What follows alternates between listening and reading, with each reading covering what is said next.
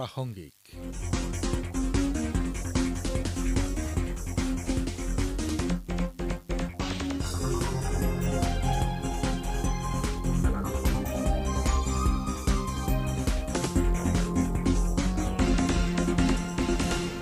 নমস্কাৰ শ্ৰোতাসকল, আজিৰ প্ৰাসংগিকলৈ স্বাগতম। আজিৰ অনুষ্ঠানত শুনক হৰ ঘৰ তিৰংগা অভিযান সন্দৰ্ভত ৰাজ্যৰ সাংস্কৃতিক পৰিক্ৰমা বিভাগৰ সচিব লায়া মাদুৰীৰ সৈতে হোৱা সাক্ষাৎ গ্ৰহণ মানস প্ৰতিম শৰ্মাৰ। আকাশবাণীৰ প্ৰাসংগিক অনুষ্ঠানলৈ আপোনাক মেডাম আদৰণি জনালোঁ। প্ৰথমে আপোনাৰ পৰা জানিব বিচাৰিছোঁ, সমগ্ৰ দেশতে হৰ ঘৰ তিৰংগা কাৰ্যসূচী গ্ৰহণ কৰা হৈছে। ইয়াৰ প্ৰধান উদ্দেশ্য আৰু লক্ষ্য কি? নমস্কাৰ। হৰ ঘৰ তিৰংগা ওপৰত প্ৰগ্ৰাম কৰাৰ কাৰণে আকাশবাণীক মই ধন্যবাদ জনাইছোঁ। সমগ্ৰ দেশত হৰ ঘৰ তিৰংগা নামত এটা মহত্বপূৰ্ণ ইনিচিয়েটিভ লোৱা হৈছে to create national fervour among citizens. So entire nationত 20 কোটি অধিক পৰিয়ালে নিজ নিজ ঘৰ এষ্টাব্লিছমেণ্টছত এইবাৰ ইণ্ডিপেণ্ডেন্স ডে দিনত আৰু 2 দিন আগৰ পৰা 13 আগষ্টৰ পৰা 15 আগষ্ট 2022 লৈকে নিজৰ এষ্টাব্লিছমেণ্টছত ফ্লেগ ডিছপ্লে কৰিবলৈ এটা বিশেষ পদক্ষেপ লোৱা হৈছে আৰু আমাৰ অসমতো হেমতে এই 20 কোটি পৰিয়ালৰ লগত আমাৰ মানুহ যোগ হ'ব আৰু আমি সকলো মিলি হৰ ঘৰ তিৰংগা চেলিব্ৰেট কৰিম বুলি আমি আশা কৰিছোঁ। অসমত ইয়াৰ অধীনত কি ধৰণে আপোনালোকে পৰিকল্পনা গ্ৰহণ কৰিছে? ইয়াত কি কি কাৰ্যসূচী থাকিব বা কেনেদৰে সমগ্ৰ পৰিকল্পনা আপোনালোকে আগুৱাই লৈ যাব? অসমত আমি এষ্টিমেট কৰা মতে ৰুৰেল এৰিয়াত প্ৰায় 62 লাখ পৰিয়াল ঘৰ আমি কভাৰ কৰিবলৈ চেষ্টা কৰিছোঁ আৰু আৰ্বান এৰিয়াত around 10 লাখ হাউচ হোল্ডছ। তাৰ লগত আমি গভৰ্ণমেণ্ট এষ্টাব্লিছমেণ্টছ আৰু private establishments under government schools, anganwadi centres, panchayat offices এনেকুৱা বিভিন্ন ধৰণৰ ইনষ্টিটিউশ্যনছত এইবাৰ ফ্লেগ হোষ্টিং কৰি আমি এটা সকলো দেশৰ লগতে নেশ্যনেল ফাৰ্ভাৰ সৈতে ইণ্ডিপেণ্ডেন্স ডে চেলিব্ৰেট কৰিবলৈ প্লেন কৰি আছোঁ। ইয়াত বিশেষকৈ আমি কোনোবা ফ্লেগ কিনিব বিচাৰিলে এইটো লোকেলি নিজৰ এলেকাত এভেইলেবল থকাৰ কাৰণে আমি কাম আৰম্ভ কৰিছোঁ। Panchayat and rural development department ASRLMS জৰিয়তে তেখেতসকলৰো ছেল্ফ হেল্প গ্ৰুপছ মহিলাসকলকো ইনভলভ কৰি ফ্লেগ বনোৱা ইতিমধ্যে আৰম্ভ কৰিছে আৰু ফ্লেগৰ চাইজত কোনো ধৰণৰ ৰেষ্ট্ৰিকশ্যন নাই।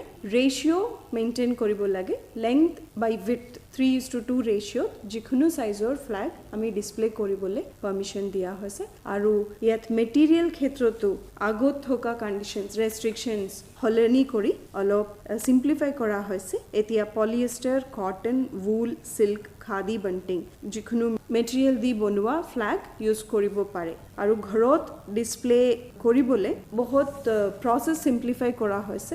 বেচিক ৰুলছ আমি ফ'ল' কৰিব লাগে, যিটো অৰ্ডাৰ কালাৰ ছিকুৱেঞ্চ প্ৰপাৰ আমাৰ ফ্লেগৰ মেইনটেইন কৰিব লাগিব। কেতিয়াও ওলোটা উৰুৱাব নালাগে। ওপৰত গেৰুৱা, মাজত বগা, তলত সেউজীয়া, সেইটো আমি নিশ্চয় মেইনটেইন কৰিব লাগিব। তাৰপিছত with great respect flag has to be displayed. ইয়াত কোনো ধৰণৰ ফ্লেগ ডেমেজ হোৱা বা পৰি যাব পৰা তেনেকুৱা অৱস্থাত আমি নথকাকে সাৱধান হৈ ডিছপ্লে কৰিব পাৰিম। কিন্তু এটা হয়ষ্টিং বুলি ক'লে আমি পলৰ ওপৰত উৰুৱা বুজা যায়। এই প্ৰক্ৰিয়া যদি আমি ফ'ল' কৰোঁ, ছানৰাইজৰ পৰা ছানছেটলৈকে ডিছপ্লে কৰিব লাগে। কিন্তু ঘৰত চিম্পল ডিছপ্লে যদি আমি কৰোঁ, বেম্বু পল বা প্লাষ্টিক কিবা এটা ষ্টিক লৈ তাক ফ্লেগ লৈ আমি ঘৰৰ উইণ্ডোত বা বাহিৰত আমি যদি ডিছপ্লে কৰোঁ, তাৰ ক্ষেত্ৰত এই বাধা দিয়া হোৱা নাই। সন্ধিয়া নমাই দিয়াৰ 3 দিন কণ্টিনিউছ আমি ডিছপ্লে কৰিব পাৰিম। ফ্লেগ কোড মতে কোনো public, private organization, educational institute may hoist or display the flag, national flag on all days and occasions. এই ফ্লেগ কোডত এটা এনেবলাৰ হিচাপে হৰ ঘৰ তিৰংগা আমি ফ'ল' কৰিব পৰাকে এটা চিম্প্লিফাই কৰা হৈছে আৰু সেইমতে আমি সকলো আমাৰ নিজৰ ঘৰ বা দোকান বা এনি আদাৰ ইনষ্টিটিউশ্যনৰ সন্মুখত ফ্লেগ এই আগষ্ট 13ৰ পৰা 15লৈকে ডিছপ্লে কৰিব পাৰোঁ। আৰু আপুনি যিহেতু ক'লে যে যিবোৰ ছেল্ফ হেল্প গ্ৰুপ আছে অসমত, তেওঁলোকে ফ্লেগ প্ৰস্তুত কৰি আছে, তৈয়াৰ কৰি আছে। আমি সাধাৰণভাৱে ৰাইজে এই ফ্লেগ আমি ক'ৰ পৰা লাভ কৰিম, ক'ৰ পৰা আমি কিনিব পাৰিম, এই প্ৰক্ৰিয়াটো আপোনালোকে কিদৰে সহজ কৰি তুলিব? Under panchayat and rural development department যি Assam state rural livelihood mission society আছে তেওঁলোকৰ আত্মসহায়ক গোটৰ মহিলাসকলো ইতিমধ্যে আৰম্ভ কৰিছে বনোৱা, এইটো মই আগতে জনাইছোঁ। আৰু বনোৱাৰ লগে লগে গাঁৱে গাঁৱে চেল পইণ্ট ছেট আপ কৰি এই ফ্লেগছ ডিষ্ট্ৰিবিউশ্যন একচুৱেলি চেল আৰম্ভ কৰিব। অলৰেডি 3টা ডিষ্ট্ৰিক্টছত আৰম্ভ হৈছে আৰু 20 তাৰিখ পৰা প্ৰত্যেক ডিষ্ট্ৰিক্টতে গাঁৱে গাঁৱে এই চেল কাউণ্টাৰ্ছ আত্মসহায়ক গোটৰ জৰিয়তে আৰম্ভ কৰা হ'ব।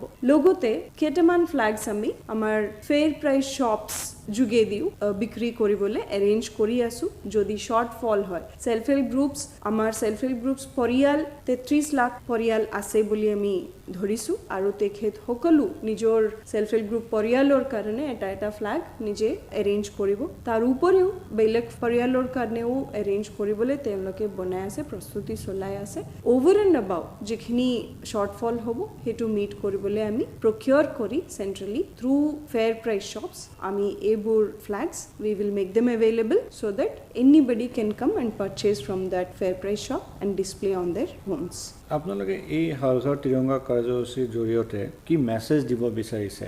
Sort of ownership, sort of participation in country's freedom movement, বিশেষকৈ আমাৰ যিটো য়ং জেনেৰেশ্যন আছে, যুৱ প্ৰজন্ম, তেওঁলোকক আপোনালোকে কি বাৰ্তা দিব বুলি বিচাৰিছে? আমি স্বাধীনতাৰ 75th ইয়াৰ চেলিব্ৰেট কৰি আছোঁ আৰু এই শুভ মুহূৰ্তত আমাৰ হৰ ঘৰ তিৰংগা প্ৰগ্ৰামৰ জৰিয়তে আমি আজাদী কা অমৃত মহোৎসৱ, স্বাধীনতাৰ 75 বছৰ কি ধৰণে আমি ইণ্ডিপেণ্ডেঞ্চ পাইছিলোঁ আৰু কি ষ্ট্ৰাগল আমি ফেচ কৰিছোঁ আৰু কেনেকুৱা আগন্তুক 25 ইয়াৰ্ছ আমি স্পেণ্ড কৰি যেতিয়া 100 ইয়াৰ চেলিব্ৰেট কৰিবলৈ যাওঁ আমি কি দিশত আমাৰ দেশত আগত লৈ যাম তাৰ দিশা নিৰ্দেশ কৰাৰ কাৰণে এটা ছেল্ফ এছেছ কৰিবলৈ, টাৰ্গেট ৰাখিবলৈ, আমি নিজক বুজিবলৈ, আগত লৈ যাবলৈ এইটো এটা মহত্বপূৰ্ণ সময়।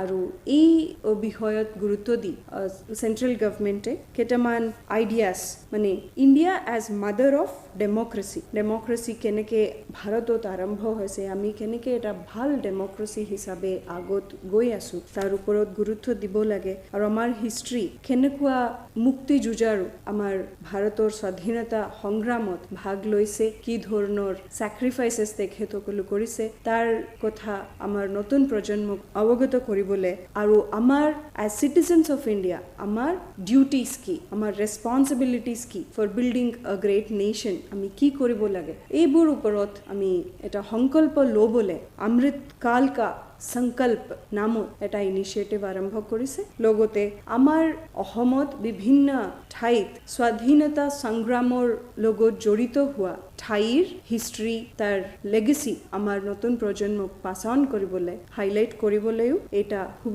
সুযোগ হিচাপে ল'বলৈ বিভিন্ন প্ৰগ্ৰামছ এৰেঞ্জ কৰিবলৈ আমি চেষ্টা কৰি আছোঁ। লগত এনেকুৱা জেগাত কালচাৰেল এক্টিভিটিজ, ক্লিনলিনেছ ড্ৰাইভছ এইবোৰ সৈতে আমাৰ মাজত আমাৰ প্ৰস্তুত সমস্যাৰ ওপৰত সজাগতা আৰু টাৰ্গেট আগন্তুক দিনত আমাৰ অবজেক্টিভছ তাৰ ক্লাৰিটিৰ কাৰণে বিভিন্ন ধৰণৰ এক্টিভিটিজ লোৱা হ'ব।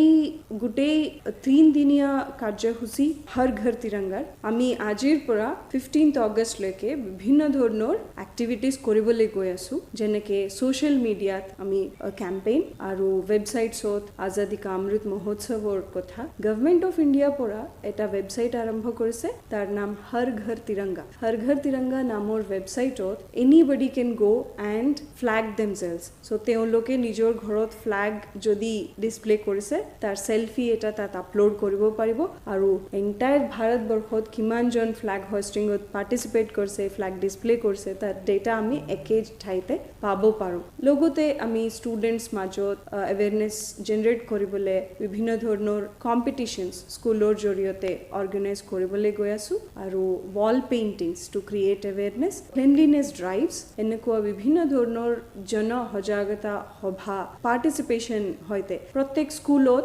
ষ্টুডেণ্টছক প্ৰভাত ফেৰী এটা 11 তাৰিখ পৰা 15 তাৰিখ আগষ্টলৈকে উইথ ফ্লেগ তেওঁলোকে প্ৰভাত ফেৰী লৈ যাব 1 ঘণ্টা while playing the songs of national patriotic songs and talking about patriotism sacrifice for nation বিভিন্ন ধৰণৰ এক্টিভিটিজ আমি লাইন আপ কৰিছো ইয়াৰ জৰিয়তে আমি আশা কৰিছো সকলোৰো পাৰ্টিসিপেশন হতে সকলোৰো অ্যাৱেৰনেছ হ'ব আৰু আমি সকলো মিলি এই আজাদী কা অমৃত মহোৎসৱ হৰ ঘৰ তিৰংগা জৰিয়তে সেলিব্ৰেট কৰিব পাৰো বুলি আমি আশা কৰিছো আজি আমাৰ সময় শেষ হ'ল আমি পৰৱৰ্তী সময়ত হৰ ঘৰ তিৰংগা কাৰ্যসূচীৰ বিষয়ে আৰু অসম চৰকাৰে ইয়াৰ অধীনত কি পৰিকল্পনা গ্ৰহণ কৰিছে কি কাৰ্যসূচী আপোনালোকে ৰূপায়ণ কৰিবলৈ গৈছে সেই বিষয়ে বিতংভাৱে কথা পাতিম আজিলৈ আমাৰ সময় ইমানতে শেষ হ'ল পুনৰ আপোনালৈ ধন্যবাদ জনাই আৰু সমস্ত শ্ৰোতালৈ ধন্যবাদ জনাই আমাৰ অনুষ্ঠান ইয়াতে সামৰণি মাৰিলোঁ থ্যাংক ইউ সো মাচ প্ৰাসংগিক শুনিলে আজিৰ অনুষ্ঠানত হৰ ঘৰ তিৰংগা অভিযান সন্দৰ্ভত ৰাজ্যৰ সাংস্কৃতিক পৰিক্ৰমা বিভাগৰ সচিব লায়া মাদুৰীৰ সৈতে হোৱা সাক্ষাৎকাৰটি শুনিলে অনুষ্ঠানটি প্ৰযোজনা কৰিলে মানস প্ৰতিম শৰ্মাই সহযোগিতা আগবঢ়ালে অপূৰ্বা মালিয়ে পৰৱৰ্তী প্ৰাসংগিক শুনিবলৈ পাব অহা সপ্তাহৰ আজিৰে একে সময়তে নমস্কাৰ